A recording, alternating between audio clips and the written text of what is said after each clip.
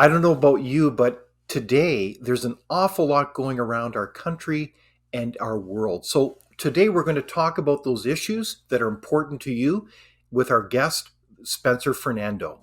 A clear path forward requires looking back and learning. Good public policy requires human connection. It's a consideration of the facts, applying common sense, and innovation. It's urban, it's rural, it's real life. We all have something to contribute. We all have a responsibility to get informed because there's a little piece of Canada in all of us, isn't there?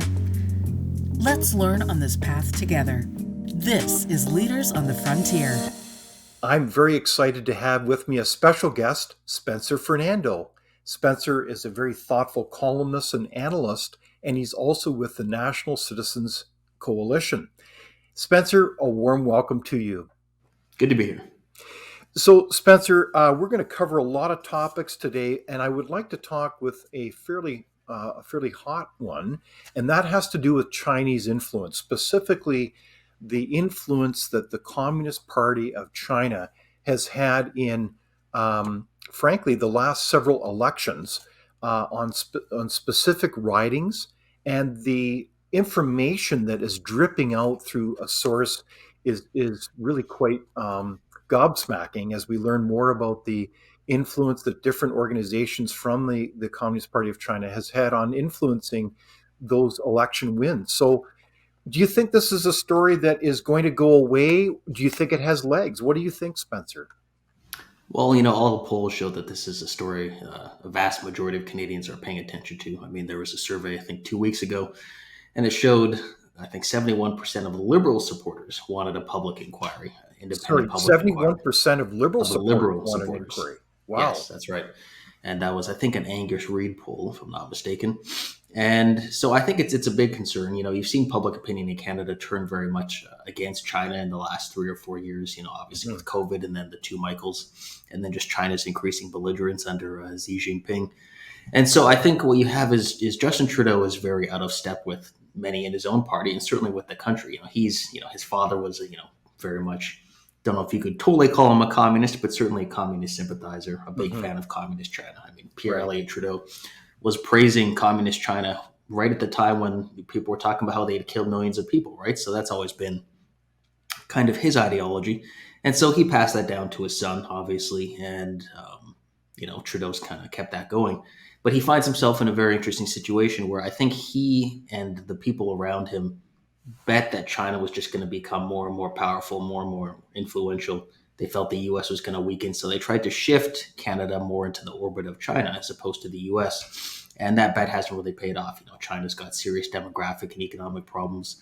There's a big, coalition forming against them really around the world. I mean, you've got Japan and South Korea who are working together. Those two countries don't like each other at all. But they're looking and saying, well, you know what? We're both democracies. China's not, and China's a bigger threat in the long term.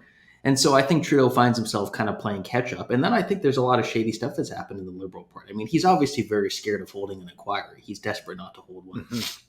They really want David to Johnston. change the channel, don't they? They want to avoid any kind of situation where they can't, frankly, control the questions, when in fact, this should be transparent and open to build confidence in Canada's electoral system, isn't it? Yeah, well, I mean, you look at the appointment of David Johnston. That was obviously just a move to delay and buy time, right? The Liberals are hoping that in 2 or 3 months, things will be different. There'll be different stories. People will be paying attention. But David Johnston himself, I mean, I would say, has an interest in, not finding too much information about China's interference in our elections. I mean, I think he had daughters who went to university in China, or at least members of his close family who went to university in China. He has close connections to China. So the idea that he's an impartial observer, I mean, he's probably one of the worst people you could have picked for this. Doesn't mean he's a bad guy in other areas, for sure. But, for this, you pick someone who's a big fan of China, who has family connections to China, who has family connections to Justin Trudeau. It just looks like the same elitist establishment trying to protect itself rather than actually get information. And so, and he's ignoring the majority of MPs. They voted, last week for a public inquiry, the majority of them. And he's ignoring that too. So you get the sense that he's scared of something. There's something he doesn't want people to find out about the Liberal Party in China. So part of the story about this story is kind of the unseen actors behind the scenes dripping out the information. So, what's your take on the information? Who's behind this? And frankly, it's fascinating their strategy on this. It seems like they keep dripping it out bit by bit in a way that is going to be even more damaging to the government. So, obviously, there's a large file on this. Or what do you think? Yeah, I think there's basically an internal war within the security establishment, within CSIS itself and within the federal government itself. I mean, you have people in the federal government who obviously see Trudeau as a threat and see that he's not doing enough about China, see him as possibly completely unreliable as a national leader, someone who Mhm. can't be trusted, with Wow. state secrets and with all this information. And so, they're releasing this information, as you say, it's clearly very thought out because they understand the media very well. They wait just until attention starts to fade a bit, and then boom, another story, right? And Exactly. so, I think just the fact that there are people within the government who are that scared of Justin Trudeau not doing anything about it should be concerning to us because he's obviously not taking the kind of action that should be taken. And again, the thing I think people need to look at is it's not just one issue, right? It's not like, okay, here's one story, here's one thing Trudeau said. It's you have to look at the entire trend. Mhm. Before he was even prime minister, he said he admired China's basic dictatorship. And people said, oh, okay, haha, kind of a dumb comment, right? People could dismiss it. But everything he's done since then, he let China buy up a bunch of national security companies in Canada. One of them that made high tech equipment that many of our NATO allies use. So why would you let China take that company? He let China buy up large sectors of our economy. He lowered the threshold for foreign takeovers, which benefited Mhm. China, made it easier for them. All the statements he made in favor of China. He was much more critical of the U.S. often in statements than he was of China. Mhm. Tried to do a free trade deal with China, was talking about an extradition deal. And so just issue after issue, he's tried to move Canada closer to China's orbit. And that's obviously, not what Canadians want, but he's kept trying to do it. And it's only recently where he started to back down, where I think he realizes that the pressure from the US is just going to be so great. The US isn't going to put up with Canada being completely taken over by China. Joe Biden and Donald Trump have actually very similar policies towards China. It's one of the areas where, Joe Biden rebranded a few of Trump's ideas, but very similar. And so Mhm. that's one of the few areas in the States where there's bipartisan agreement on confronting China. And so Exactly. to think that Canada could just shift away from the US orbit into China's orbit, it's not going to happen. So your bet is that this story is not going to go away. Is that right? Yeah, and I think because I think Canadians had, especially with the two Michaels, but then seeing what China is doing to the Uyghurs as well. I think Canadians just got to the point where, a critical mass of people said, you know what, this China's government is acting in ways that are just completely antithetical to our beliefs as Canadians. Canadians, obviously, we disagree on a lot of things, but most people at least think of themselves as pro freedom, right? People would describe that different ways. Trudeau obviously doesn't have a pro freedom perspective, but most Canadians see themselves as supporters of freedom one way or the other. And so the differences between Canadians of different political stripes and then the differences between Canada and China are so much it's so vast, right? And so I think Canadians are seeing this, and Canadians have had concerns, I think, for a long time. And people see how weak Trudeau is on China. People see almost every other country seeming to take action against Chinese influence, Chinese communist influence, and Trudeau not doing anything. And then you have members of the Chinese Canadian community themselves who are saying, look, we're getting threatened. We're afraid to talk about politics within Canada. Shouldn't Mhm. Trudeau be doing something about that? And so I think it's just reached a critical mass of people, and I don't think it's going to go away. A lot will depend on what people like ourselves do to keep it in the public sphere. The conservatives have to stay on it. I mean, it seems like there's a few conservatives who are implicated in this as well. But I've seen liberals say, "Oh, well, there's conservative MPs Mhm. possibly or conservative senators," and I point out to them, "Well, okay, but the conservatives are still calling for a public inquiry. They're willing to have some bad information about themselves come out to address the issue. And Trudeau Mhm. obviously is not willing to do that." So I think that's an important contrast. But yeah, I don't think it's going to go away. And I think clearly people within CSIS are going to make sure it doesn't go away. Exactly. So stay tuned. And this is really, frankly, the tip of the iceberg, isn't it, Spencer?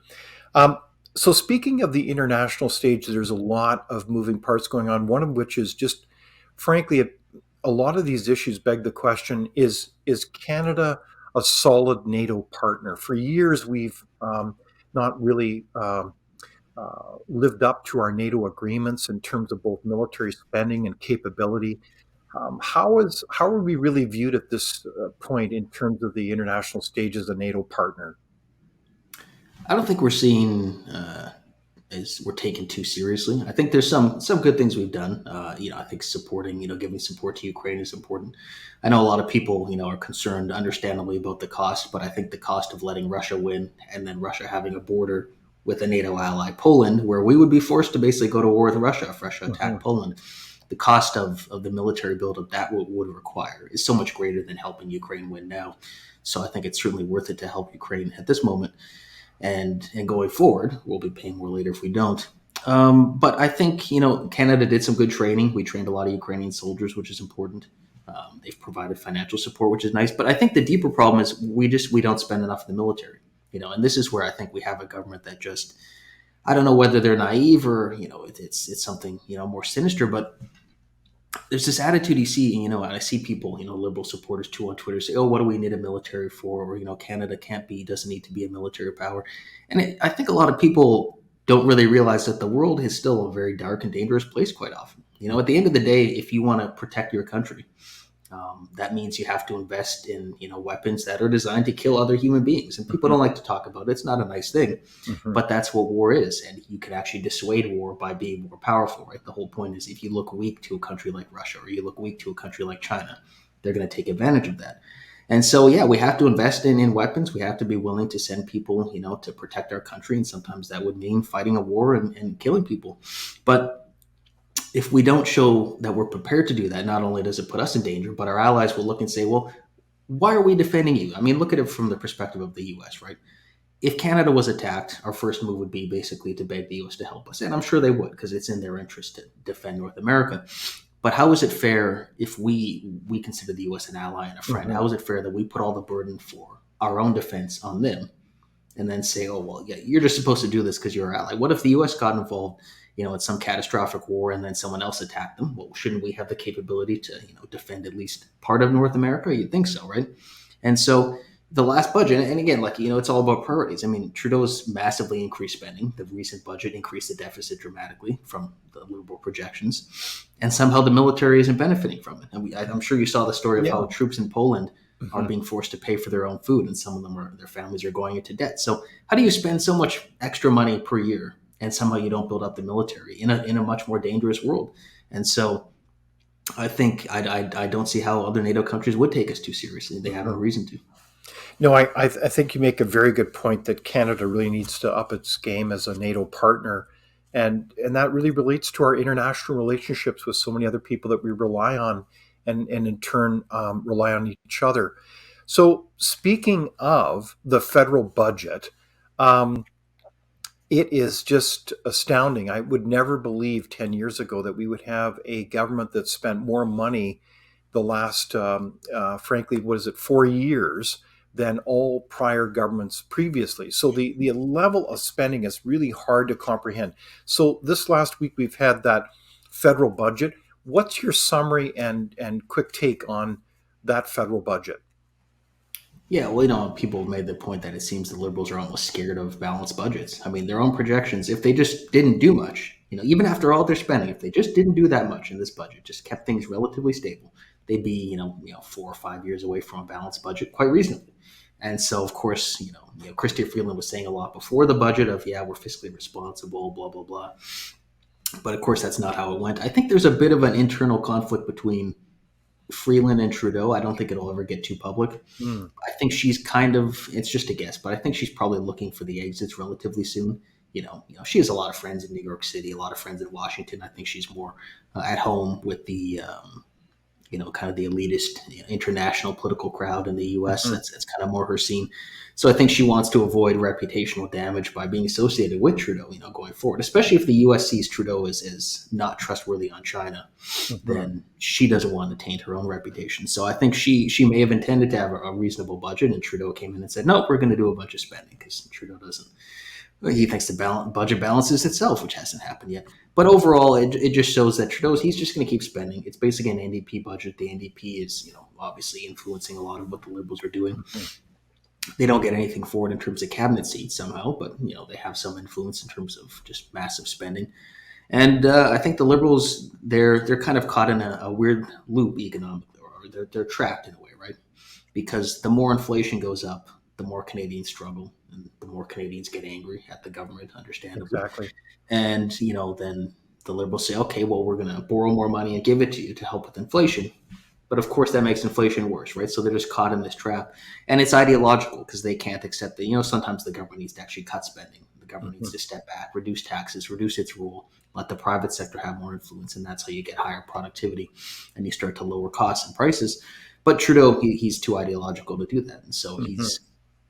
so what I've said is none of this is going to change until they're voted out because he's not going to change his approach. He's not going to learn from his mistakes. He's not going to listen to people who he disagrees with. He's just going to keep barreling forward, and the results have not been good so far.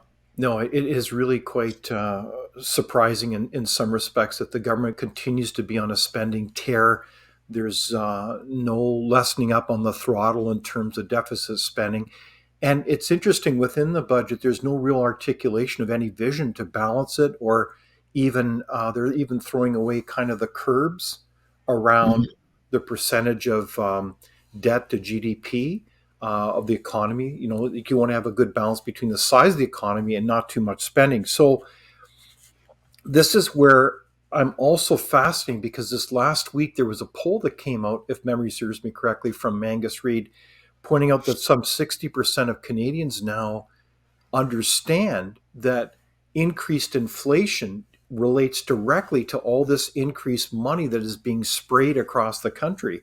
So this is where I'm wondering, why do you think the government is spending so much money when they're the primary cause of all this inflation that's happening, and that's undermining the middle class? Like when you're spending bill for food and so many other essential items, like filling up the tank for your gas for your car, is in order of magnitude 200-300% more than it was just a few years ago. This is really hitting the middle class hard. So why do you think they're doing this, Spencer? Yeah, well, I think Trudeau's whole it's his ideological vision is that the government is the solution to every problem, right? Mm. And it's kind of narcissistic for him too because he gets credit for it if he goes out and says, "I'm giving you some of your money back." Of course, he first took more of it, so it's not really a benefit for people. But I think as I said, they're just kind of trapped where the answer to a lot of these problems is to cut government spending or at least reduce the increase in government spending at the very least and reduce the role of government, but he can't bring himself to do that because that would be to admit that, oh, maybe Pierre Poilievre was actually right about some things. Maybe the Conservatives were right about some things. Mhm. And he won't do that. And so he's just going to it's every solution to every problem is to spend more money. And Wow. so, again, to get back to the military issue, what's ironic is the one place where really spending money is actually needed is the military, right? That's the one place where spending more money would actually fix some of the problems it has. And that's the one place where he's not going to spend much more money. Everywhere else, he's going to spend money, but not in the military. And so, unfortunately, it does convince some voters. There are voters. I see people on Twitter who are talking. Oh, they're glad we're getting money from Trudeau. We're getting money from the government. This is great. The checks are going out or the direct deposit payments. And I understand it's nice to get money, obviously, but the government first took more money from you and then gives a little bit of it back. They borrowed Mhm. a lot of the extra money that they're giving to people. And so that's just going to make things worse. And I think, as you said, it's good that people are starting to make that connection because, it's the definition of insanity, doing the same thing, expecting different results, Exactly. trying to fix inflation by borrowing and spending more money, not really the best answer. So you've been watching the Prime Minister for years, Spencer, as an analyst. So would you say on balance then, and I don't mean this in any partisan way, that he's really our first socialist Prime Minister? Is that, would you agree with that? Yeah, certainly. He's certainly much more socialist than, compare him to Paul Martin, for example, right? Night and day, right? Paul Martin seems, Paul Martin probably would disagree with it, but I'd say Paul Martin's probably closer to someone like Pierre Poilievre than he is to Justin Trudeau. Mhm. Certainly how he views the economy. Paul Martin was relatively, fiscally responsible, fiscally conservative. And that's another reason why I think Trudeau and Jagmeet Singh work so well together. Unfortunately, Singh is willing to basically get almost nothing and get no power, but Mhm. Trudeau is glad to give in to Singh because he gets a few votes from it, and they're both very socialist minded. I mean, look at what Jagmeet Singh's been tweeting lately. He's talking about there needs to be a special tax, basically specifically on Galen Weston because he thinks Galen Weston got too big a raise. he's saying, "Oh, tax Galen Weston's And raise." and who is Galen Weston again? The Loblaw CEO. Okay. Right, yeah, and so he's kind of become a target for people who are angry about rising food prices, who are somehow blaming the CEO of Loblaws instead of the government or the Bank of Canada, which doesn't make any Mhm. sense to me. But Jagmeet Singh is kind of grandstanding and saying, because Galen Weston got a big raise this last year, and Singh is saying, "Oh, it's too much. We need to tax his raise." He's got like a fundraising thing or like a Mhm. email list proposal saying, "Oh, sign this and sign up and tell us we should tax his wages or his increase." But that would be just a specific one-time tax on one person because Jagmeet Singh is targeting him politically, and that's exactly the kind of thing you'd see in a Exactly. civilized country, Yeah. right? Which So is, it's kind of a superficial attack mhm, on a person rather than yeah, saying, well, you know what, it's the policies that are hurting people with higher inflation, with all this spending that you're all, frankly, in cahoots with. So help me understand a situation here. Why is the NDP going along with all this? Like, why did they make this kind of partnership arrangement with the Liberals? Why were they so desperate to avoid an inevitable election that comes with being a minority government? yeah. I think that Jagmeet Singh and Justin Trudeau are both not. They're not really liberals and new Democrats in the traditional sense of the word. And what I mean by that is Justin Trudeau, obviously, as we discussed, is not anything like Paul Martin or the Mhm. classic liberals who were somewhat fiscally responsible. He's much more to the left, much more extreme. Jagmeet Singh, in a similar vein, he's not really a working class NDP person, right? He's not Mhm. someone who cares about the working class. He's very much an elitist. It's like champagne socialism, right? Like Jagmeet Singh has a BMW, I believe. He wears expensive watches. He wears expensive suits. And again, like I don't begrudge anybody personal wealth. Sure. It's just so odd for him to go around talking in such a socialist way, saying we need to tax Mhm. the rich and the rich are the problem. And he's doing pretty well himself, and he hasn't given any of that away. He didn't give up his own raise that all the MPs got. He didn't pay that back, but he wants to Mhm. tax somebody else's. And so, it's just they're both kind of outliers with their traditional parties, but they recognize that if they lose power, then their parties might revert to a more normal position. And I think they both kind of convinced themselves that the conservatives are almost an existential threat to the country. I mean, you look at the way they both speak about conservatives, and they're obviously just terrified at the thought of the conservatives winning. So I think they've kind of, almost brainwashed themselves into thinking the conservatives are so big a threat that basically anything is justified to stop them. And so Okay. they work together to stop that. The But conservatives. isn't it ironic? It seems like as we characterize the parties, then the NDP and the Liberals are more radically on the left, and then the Conservatives are kind of left, ironically defending really working Canadians, which is most of us. Um, so you'd think they would have a significant electoral advantage in that landscape, inevitably, wouldn't they? Yeah, there are some polls that are starting to show that the conservatives are gaining among working class supporters. I mean, there was a survey recently that showed among public sector union members and especially private sector union members, the conservatives are actually leading. And what's very interesting, and then there was some article saying, oh well, it's because of some sort of latent prejudicial attitudes among the working class. The left can just never accept that the working class might not vote for them, right? It's got to be something wrong with people if they don't vote Mhm. for the left. But I think you're starting to see, and inflation plays into it, right? I mean, everybody's hit by inflation, working class people especially, and so I think there's only so many people who work for the government, and there are many, but not the majority. The majority of people in Canada still work in the private sector, and so while the government has done quite well under the Liberals and the NDP by extension, most people are not doing well. Most people's wages aren't keeping up with inflation. Mhm. Most people are seeing, the survey a few days ago that showed the majority of people who don't own a home in Canada have given up entirely on owning a home. So those are things that hit the working class hard. There's not much hope in the country that you can go from working class to middle class and upper class. It's just people Mhm. feel stuck. And so, yeah, they're going to look around and they're going to look and say, who's the only political party saying something different than the status quo? And right Right. now, that's Pierre Poilievre. So people understandably are going to look in that direction. So, are you of the sense that as Canadians feel more pain in terms of both, you know, inflation on the cost of living, they can't, they're working hard, but they can't afford a home in many markets. They may be starting to lose their jobs. They don't, they're really, there's a lot of frustration out there. I see this anecdotally, but in terms of the polls and analysis, then is your theory that this is starting to hit Canadians in a way that they're realizing that indeed Canada is broken in so many respects. And I know that Pierre Poilievre has really pushed that message.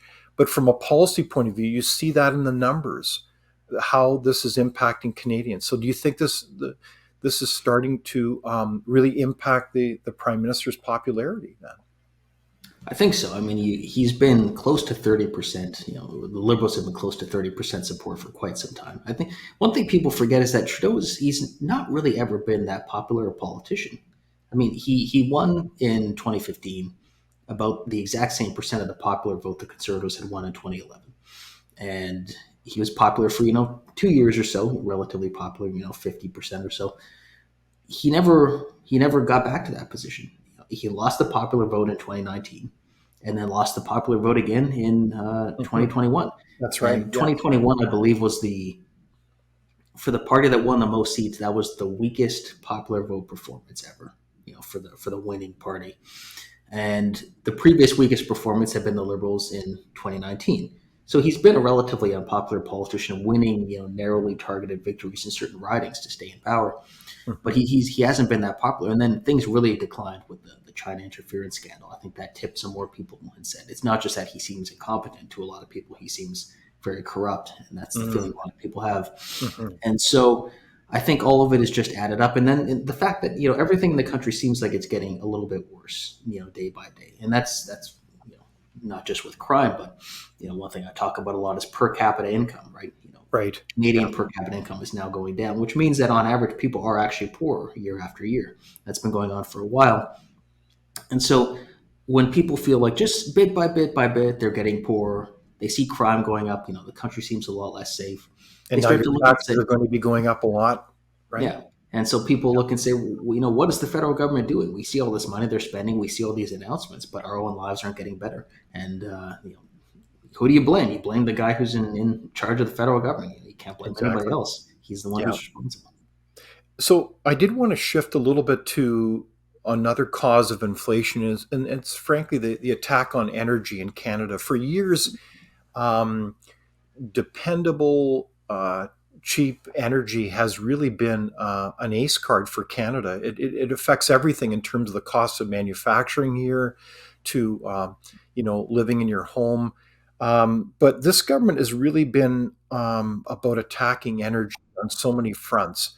And that's increasing the cost of it. If you look at the whole carbon tax policy, it's all under this policy moniker of fighting, quote, this existential threat of climate change. Do you think Canadians are continuing to buy that, or are they starting to see through that ruse in the sense that all these predictions about climate change have not happened a bit? You think of Al Gore's famous movie some 20 years ago called An Inconvenient Truth. None of those predictions have happened, nor are they based on any of the reports from the UN. People would be shocked to hear that. So are people buying into that whole notion that we should be paying that much more for energy to fight this existential threat of climate change, or what do you think? Yeah, the polls on this one are kind of tough to figure out because you'll see Canadians will, like 70, 80% will say climate change is very serious. It's a real threat. We need to take action. Yeah. And then, 60, 70% will say, I don't want to pay any more to deal with this. Right. So exactly. It's a bit of an issue where I think I kind of feel like there was an unspoken contract between governments and the people on these issues where the people would say they took it seriously and were concerned about it. Governments would say the same thing. They would take a few, minor actions to deal with it. Certainly incentivizing clean energy through, tax credits, for example, or incentivizing home renovation. That's fine. You're not punishing anybody. You're giving incentives. But I think people thought that's kind of where it would stop, right? And now we see someone like Stephen Guilbeault, the environment minister, former Greenpeace guy. He scaled the CN Tower. I think he broke into Ralph Klein's house or something. He's a very extreme guy. And now he's the environment minister, right? He just recently he's telling Ontario, you can't build houses in this greenbelt area. And so, you have people who they're not following the contract, the unwritten contract people agreed to. They're actually making people feel economic pain. They're taking your money and they're saying, oh, this is to save the planet. And it's, you look at how they treat Canadian oil and natural gas, for example, right? It's much more environmentally friendly in terms of how it's, the production of it. Better labor standards, better human rights standards than certainly Saudi Arabia or Russia or Nigeria. But no, we have to. Canada can't do this. We can't sell this because we have to save the planet. And it's a weird mix of ideology and just stupidity. Because And if we there's sooner import oil from corrupt regimes like Venezuela who don't produce in a responsible way. It's frankly gobsmacking, isn't it? Yeah, and if there's a set demand for oil and one country doesn't fulfill that demand, that doesn't change the demand. It just means it's going to get fulfilled by other people. And so, Exactly. Yeah. even helping the environment if we produce less, we're just meaning there's going to be more production in other countries. So we're just making ourselves poor. And then Canadians really, this is where I think Canadians need to start connecting the dots on these things. Is that the foundation of civilization itself is cheap energy, right? Without affordable energy, you can't have a civilization. That's why when society moves from steam to coal, and then coal to oil, massive economic growth takes place because the more efficient your energy source is, it just changes everything, right? If somehow we got fusion power around the world, it would be completely revolutionary, right? I mean, it would be almost free energy for everybody all at the same time. It's fusion energy has been 10 years away for 50 years, so it always takes a while. But Canadians have to connect the dots. And yes, there's a reason that we have massive inflation. There's a reason why our GDP per capita is getting worse. We're not producing as much energy as we should. We're not using our own energy. The price of energy is being artificially increased by the federal government, and that increases everything. And that's why the carbon tax is such a bad idea. Because, okay, well, you look at something you wouldn't think would be affected by clothing, right? Well, clothes are going to cost more because someone had to transport it. Someone had to buy all the materials and the dyes and everything to make it. And that costs more. And then, the factory is paying a higher energy bill because of it. So everything goes up with the carbon tax. And, I think Canadians need to realize that, again, if you keep voting for the Liberals and keep voting for these policies, then you're going to keep complaining about all these things that are happening because those policies aren't changing. People really need to make a change. Yeah, it really has a huge impact on your life in terms of cost and so forth. And I think it's also interesting because in my own discussion with so many different Aboriginal leaders, there's a lot of excitement about trying to work on prosperity agenda, like working at opening up economic corridors across Canada to better serve the country in terms of energy, like bringing oil and gas pipelines to trade to different markets, not just simply the United States, but the world markets.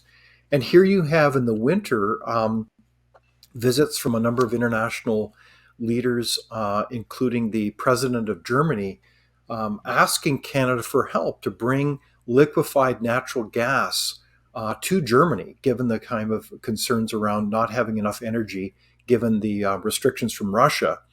But our prime minister is saying there's no business case to export liquefied natural gas. And I think what I find ironic is that this is undermining the prosperity not only for all Canadians, but including many Aboriginal First Nation communities that want to be part of a prosperous future. So are people not picking up on that reality? Yeah, I think it's a different views of what reconciliation means. I think for a lot of politicians, unfortunately, it's people like Trudeau, and I'd include Jagmeet Singh in it too. It means saying all the politically correct things and then keeping people in kind of a subservient victim status where they're reliant on the government, right? It's like, okay, well, these keep people as victims and say all the right things, do your land acknowledgements, at the arena or something, and then you feel good about yourself. Whereas another view would be, well, the best way is to help people achieve economic prosperity, true independence and true freedom. It comes through economic prosperity. And so, it's interesting how you'll have the vast majority of one community, an Indigenous community, who will support an energy project, and they'll get almost no media attention whatsoever. And then a very small segment of that community, not at all representative of overall public opinion, will take the more, quote unquote, I say traditional, but it's not really traditional. It's what the media views as, the right, Indigenous perspective. Because it's politically correct, and they'll get all the attention. Somehow they'll get treated as if they represent everybody. And so, it's like with the land acknowledgements, right? Are any of these politicians actually going to give the land back? It's so interesting, right? They'd rather just say that and then feel virtuous about themselves and then do nothing else. And then you have communities saying, look, we want pipelines, we want energy infrastructure, we want opportunity. And Trudeau blocks it for other political reasons, right? Or Guilbeault says, oh, we have to save the planet, so we have to destroy our own economy. And so, that's a serious problem. And then, Trudeau talks a lot about supporting Ukraine, but one of the best ways to do so is to starve Russia of energy revenue. Yeah, And exactly. Canada could easily help do that. If we're supporting fellow democracies, they're pretty desperate. They're asking for energy. And Trudeau says there's no business case. And then, it's interesting that Qatar and the U.S. seem to be lining up, tens of billions of dollars worth of contracts. I mean, the U.S. has already massively expanded their LNG processing in the past year alone. So, again, I mean, I don't know what it's going to take for Canadians to wake up and say, look, these choices are real. If you don't build an LNG plant or LNG export terminal, that's tens of billions of dollars you're losing. And Right. why don't we have good hospitals? Why don't we have good schools and roads? Because you Exactly. didn't sell stuff to people, right? I mean, That's right. And ironically, now you have all kinds of other allies, including the United States, which are the largest liquefied natural gas exporter in the world. And meanwhile, Canada's been, frankly, twiddling its thumbs and totally giving up on that opportunity. Now, there have been some progress, but it's been incredibly undermined by really, I would argue, bad public policy. So, speaking of energy policy, this government federally talks a lot about the Canada's energy transition. We hear a lot about this in terms of putting out of work tens of thousands of Canadians out of good paying jobs. And then the whole idea is to transition them to be people doing menial jobs. Um, uh, do you think that people are waking up to this and that further stokes the fire of, frankly, Western alienation and divides our country and frankly creates enormous amount of frustration? yeah, I mean, Trudeau seems determined to, split the country or at least make it, a much angrier, more divided place. And what's so ironic is he could have just looked at Stephen Harper's example and realized it's not actually that tough to keep Canada united, even if you're not personally popular. I mean, Harper was never popular in Quebec. I mean, he had, there was a few years where, they made a few gains, but most of the time he didn't poll well in Quebec at all. Mhm. But support for Quebec separatism declined dramatically under Harper. It's because he understood how to govern the country. He respected Quebec's, feeling of needing independence, wanting to have control over certain areas, and he respected that. He also respected, the Ontario automotive sector. The government was supportive there. He respected the energy sector in Alberta, Newfoundland, especially, in the parts of the country where oil production and natural gas production is important. He was supportive of that too. Sought to support the forestry industry in BC. So people, they can think, okay, well, even people who don't personally like Harper felt that okay, well, at least he's helping everybody in the country. He's not really playing favorites, right? Right. Trudeau, totally different. He's both personally unpopular and he plays favorites, which is very dangerous. You can't get away with that if you're not, some popular nationwide figure. And so the aerospace sector in Quebec uses a lot of fuel. He has no problem with that, but he, of course, has a problem with the Alberta energy sector. He doesn't like that he's made things worse in Saskatchewan. I mean, Saskatchewan and Alberta get hit the hardest with the carbon tax, and those tend to be the two places where the Liberals do the worst. They have, I think, no seats in either. The NDP got one seat in Edmonton, I believe, but other than that, a conservative sweep in Saskatchewan and Alberta. And it just so happens those are the places he hits the hardest with all his taxes, right? And so he has this kind of vindictive attitude of, I'm going to wreck things for the people who aren't voting for me. And again, you can't have that kind of attitude as a leader. You don't punish people for not voting for you. That just doesn't make any sense. And so it's, he's driving alienation around the country. He's, even as I said with Stephen Guilbeault, now he's telling Ontario what and where they can build houses, saying, you can't build in this protected area. And those are areas where federally the conservative or the Liberals are wanting to hold on to their seats. So they're playing a very dangerous game with this kind of dictate to everybody, play political favorites. I don't think it's going to end too well for them. I think at a certain point people do say, enough is enough. Yeah, no, I think that's you're putting your finger on a very important debate around how our country is going to work. Do you have a federal government that's constantly intruding into provincial jurisdiction? And at Frontier, we would say, well, it's very important to deliver services and control as close to the people as possible. And so that kind of federal intrusion is not a good idea. You want to respect as much as possible, not just the provincial level of government, but local government. You want to give people as much control in their lives as possible. So I think this is part of that conflict, is it not, at a larger level? And I know that's frankly being challenged at many different levels in the courts. Yeah, I mean, you'll often see people, they'll rate their local representatives the best, and then the ratings get worse and worse the further away someone is, right? So, their local city council gets a better rating than their provincial representatives, and their provincial representatives get a better rating than their federal. And I think that's just basic human nature, is you're both going to have more influence over the person who's closer to you, and they're probably going to be more in tune with your own perspective and your own Exactly. issues, right? And so, in theory, the system is supposed to make MPs local representatives who are in tune with the people, and then hold the government accountable. But it's obviously that's not how it works, right? It's the prime minister controls Liberal MPs, and he can punish anyone who steps out of line. We've seen him do that. You just don't sign nomination papers for somebody, and they're almost certainly going to lose to the person the party puts forward in their place. And so the system's become very skewed in favor of top-down federal power. And Hmm. then you add Trudeau's ideological views, which is again top-down. The federal government should control everything. We say he's trying to control speech and everything on the Hmm. internet. And Exactly. so it's all these things all at once. It's his disrespect for certain industries in certain parts of the country. It's his controlling nature. It's his personal unpopularity.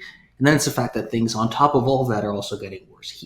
Ironically, he'd be getting away with everything. If crime was going down and if the economy was booming, he'd be getting away with most of this stuff. People would say, oh, whatever, okay, he's kind of corrupt. He's a control freak. Whatever, the economy's doing well. But things are getting worse everywhere in the country. And so he can't really fall back on even any progress or success. Right now, we have the National Citizens Inquiry making its way across the country in different locations. In fact, in Winnipeg, it's going to be in mid-April there, among other locations. And the Citizens Inquiry is an attempt to listen to witnesses tell the impacts of the management of COVID-19 on their lives, but also listen thoughtfully to a variety of experts. It's really quite remarkable, and to try to listen to that kind of story as a way to frankly learn the lessons from COVID-19. And I think, frankly, there were a lot of mistakes done. Often it's very hard for people then in office to even fess up to that in a thoughtful way. Um, so my question to you is, with the National Citizens Inquiry, do you think there's an opportunity to ever see a reality where in Canada we'll have different decision makers learn these lessons and frankly ensure that this never happens again? I know that's a big question, but that's a big issue that is on our radar now, some 3 years after this.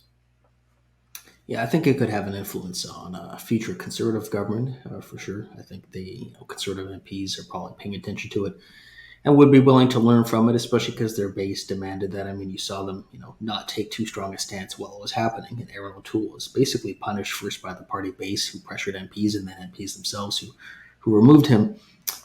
So I think they would pay attention. I don't see Justin Trudeau or Jagmeet Singh, unfortunately, paying attention to it. They're too arrogant. I think Trudeau thinks the only mistake he made was probably not being more heavy-handed. That's his attitude. He was clearly enjoying the kind of power and the expanded power and authority he had during COVID. He enjoyed that a little too much, and so I think it could have an influence on future conservative government, because if there is another pandemic, even very bad flu season, some of the same public health authorities may be pushing for some of those measures again, and having a detailed inquiry, people talking about the mistakes that were made and the damage it did, would be effective in pushing back against that. I could see a conservative government utilizing that. So I think it could have quite a lot of influence if we have a conservative government in the future. But right now, I don't see Trudeau willing to listen to that. So I did want to shift quickly to immigration. We know that in Canada now we have record levels, frankly, unseen before in our country, of 700, 800, 900,000, depending on what kind of numbers that you use, of new Mhm. Canadians arriving into Canada. And frankly, a number of them illegal, coming through the notorious Roxham Road pathway as people would funnel in there just south of Montreal.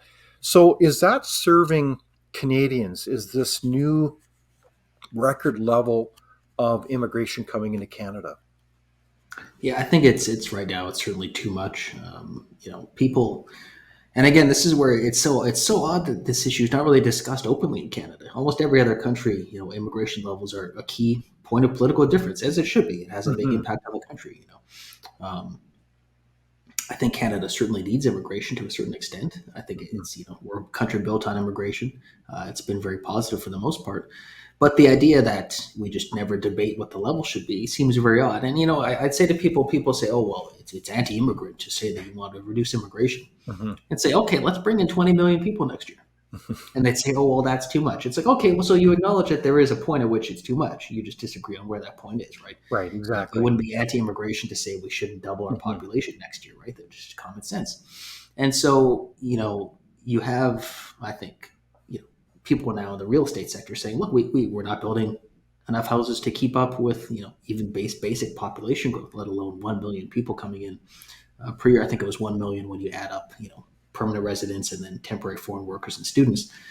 And so, okay, how are people going to afford houses if demand keeps going up faster than supply? It's going to get worse and worse.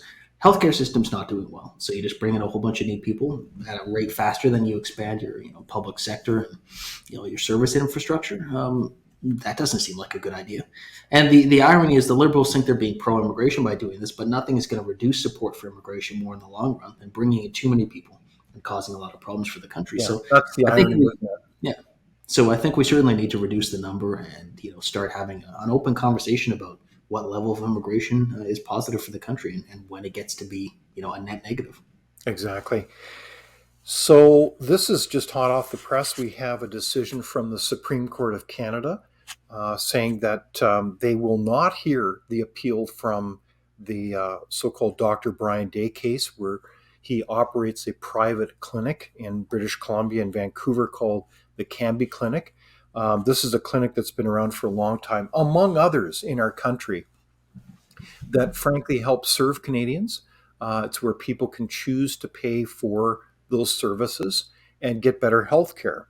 So the Supreme Court elected to not hear that appeal. And frankly, at Frontier, we've done a lot of analysis about healthcare, and it's despite having a lot of great people in our healthcare system, people who are dedicated and work hard, the design of our system is very much like Soviet healthcare systems, where you do have a system that exists, but many people, usually 5 to 6 million Canadians, are on waiting lists. Many are in chronic pain. And it's frankly one of the lowest performing healthcare systems in our world. It's among the most expensive. But if you go to France, Germany, Sweden, their systems are remarkably better and better designed to serve people. And because they're given a choice where they want to take their money to get healthcare.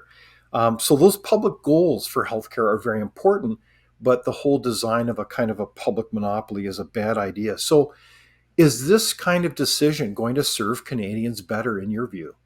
It's kind of a weird ideological rut we're stuck in as a country where and I talk to people about this all the time. I'll say something like, oh, here's the problem with our healthcare system, here's the ranking, right? As you say, we spend more, we get less than comparable countries, and almost every reply will be like, oh, well, we're better than America. It's like, you do realize that America and Canada are not the only two countries with healthcare systems, Exactly. right? Yes. Both countries, ironically, are actually outlier models, right? The U.S. is an outlier in the lack of public support they have from people, and Canada is an outlier in our complete, restriction on most private services. Mhm.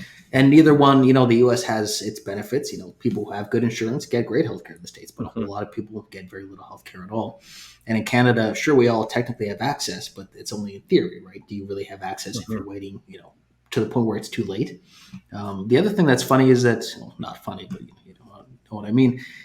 Our system would look much worse if it wasn't for the U.S. system. The U.S. system takes a lot of pressure off the Canadian system. Like, people are Mhm. just like, well, I'll just go and pay for it in the U.S. So we would look even worse if not for the U.S. system.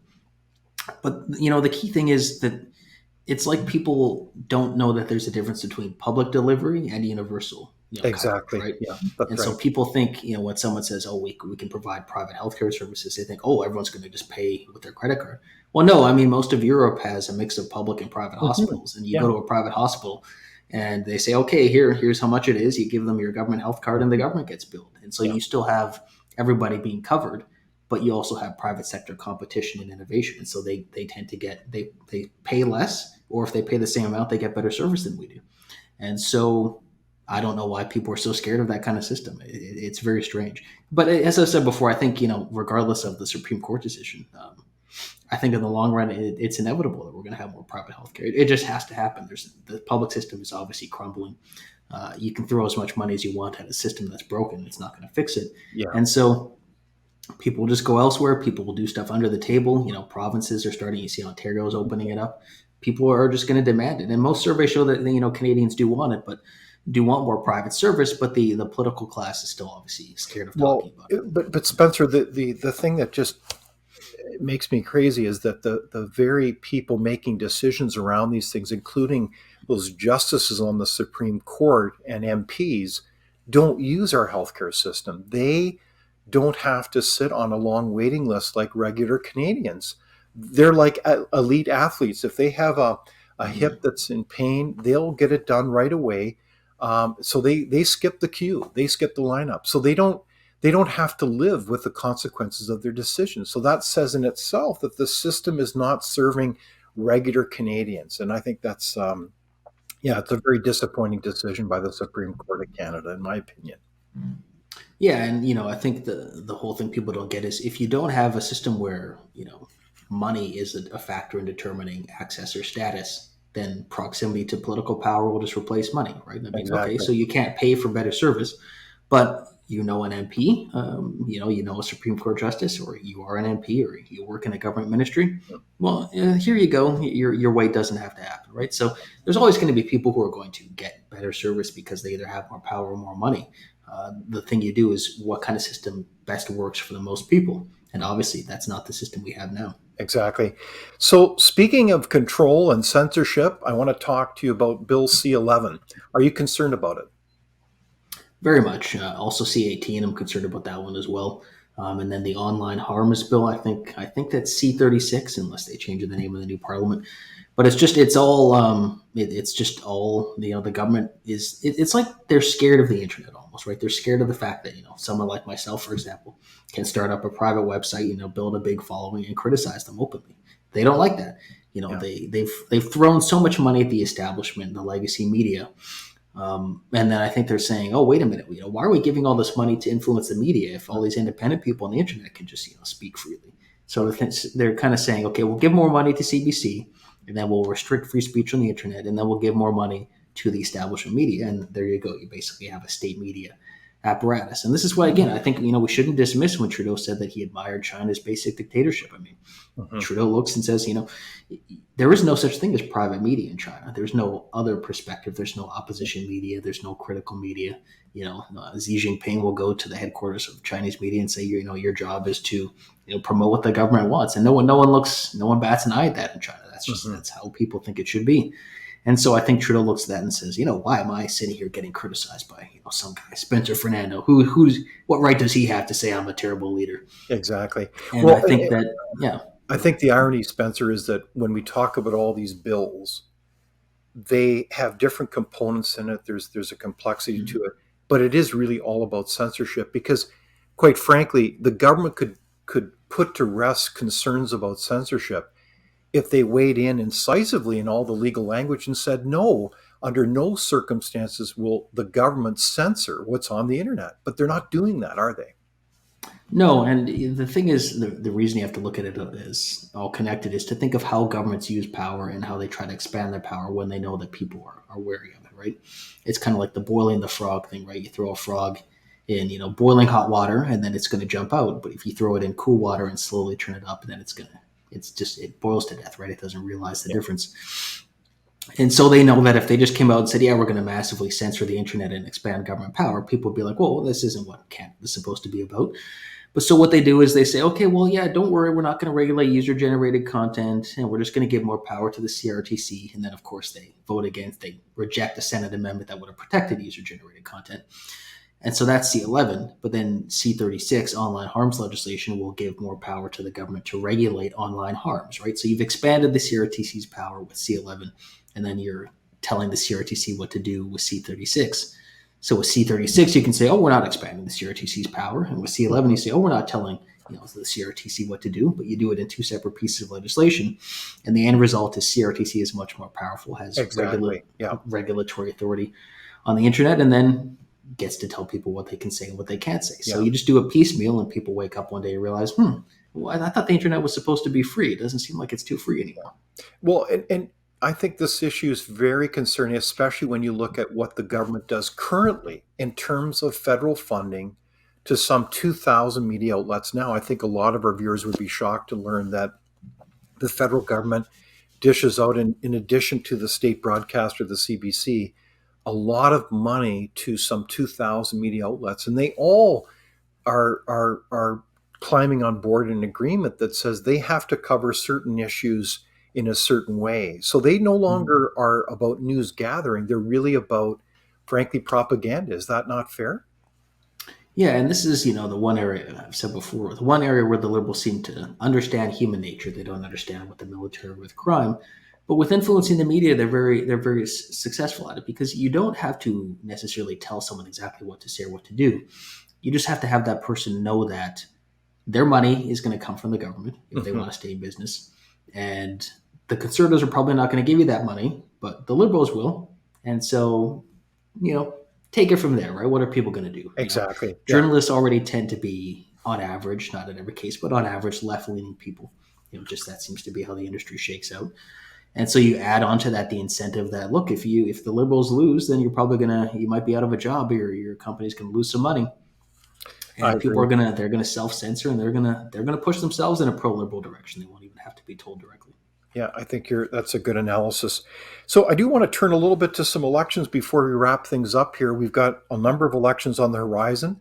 We've got Alberta, Manitoba a few more months later, and I also wanted to talk a little bit about the next issue of federal leadership. So can we look to Alberta? What do you think is going to happen there quickly? Well, I hope the United Conservative Party will get back in. I think it'd be disastrous to have the NDP in. It's very interesting what's happening there. I mean, I think you see CBC seems like they're on a mission to destroy Danielle Smith. They're desperate. I'm sure Trudeau wants that to happen as well. But the economy is doing pretty well in Alberta. They've got the lowest inflation rate because they actually took action and made a big move to eliminate the tax on gas, oil and gas for people. And so I think I hope the UCP will win. That would be my guess, that they'll win relatively narrowly. I don't see it being a huge blowout. It's always the worst to make political predictions. It's the best way to look like an idiot, right? Oh, Spencer says he's an analyst, but here's what he said. Yeah. We But won't. I do think it'll be relatively close. I think Alberta And as we is. look to Manitoba, where does that look like for Heather Stephenson as she looks?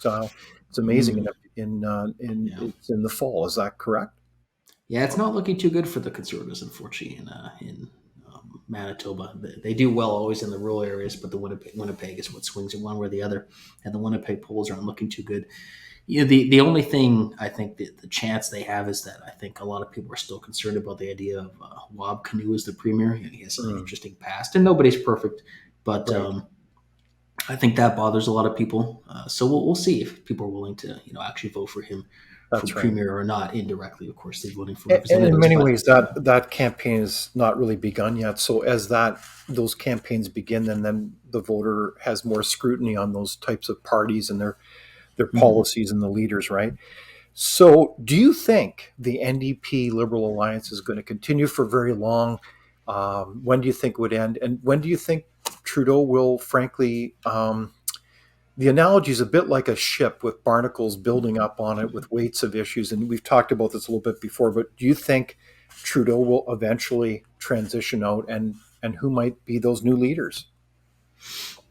Yeah, well, I think it seems like Singh will just give in to Trudeau constantly. I mean, he said before the Emergencies Act inquiry was finished, he said, "Oh, even if the government is found by the inquiry to have violated the law, using the act, I'm not going to vote against them." He even said that he doesn't see the China interference scandal as something that will cause him to break the agreement. So it's like, what if you find out that the federal government's heavily corrupted by a hostile foreign power? You're still going to keep them in power. So it Wow. doesn't seem like there's much that would cause him to break it off. He threatens it every once in a while, but it doesn't really go anywhere. So I think that'll probably just keep going, unless there's some even bigger scandal. I can't think of what would be a worse scandal than Mhm. the government being potentially corrupted by China. But who knows? Unpredictable world. But I think he's certainly gonna run in the next election. It looks like He's built quite a personality cult for himself within the Liberal Party. He gets away with things that other Liberal politicians wouldn't. It's like the less popular he gets on average, the more rabid his supporters become. So I think he's always going to have that support base he's going to use. If Trudeau at some point, when he's done, I'm seeing people talking about Francois Philippe Champagne. I think he's the industry minister or trade minister. He's kind of building a profile for himself as a more potentially serious, reasonable person. It would be interesting if Jody Wilson-Raybould came back. That'd be interesting for the Liberals. She'd probably do well in the country, but I think the Liberals, because they're such a Trudeau cult now, would see her as an apostate. She went against the leader; she has to be punished, right? So, do you think that former Finance Minister Bill Morneau would be a candidate? I don't know what base he would have within the Liberal Party. I think the small number of business Liberals are probably already mostly leaving. They're not big fans of Trudeau, and they'll decide whether maybe they won't vote or they'll vote Conservative next time. I don't see him having much of a base in a party that's largely a personality vehicle built around Justin Trudeau. I don't see him having much of a chance there. Well, it's certainly a very interesting story, and we've covered a lot of ground both internationally and domestically, Spencer. And I'm so glad that you could join us, Spencer Fernando. And where can we find you in terms of your coordinates, Spencer? Yeah, you can go to spencerfernando.com and nationalcitizens.ca, or you can follow me on Twitter if you want to see some more of my aggressive opinions and see the interesting arguments that take place there. That's always a fun place to be. Well, thank you so much for telling us the way you see it, Spencer Fernando. Thank you for joining us, columnist and a friend of Frontier. Thank you. No problem. Thank you for watching Leaders on the Frontier. We're a nonpartisan think tank. We explore ideas, policy, and practical solutions that can make a difference in the lives of Canadians. We do not accept any government funding. We work for you. Thank you for supporting Frontier. Visit fcpp.org to give. While you're there, be sure to check out our latest articles and research. Without open discussion and debate, you're not thinking, nor are you free. Comment below. We'd love for you to join the conversation.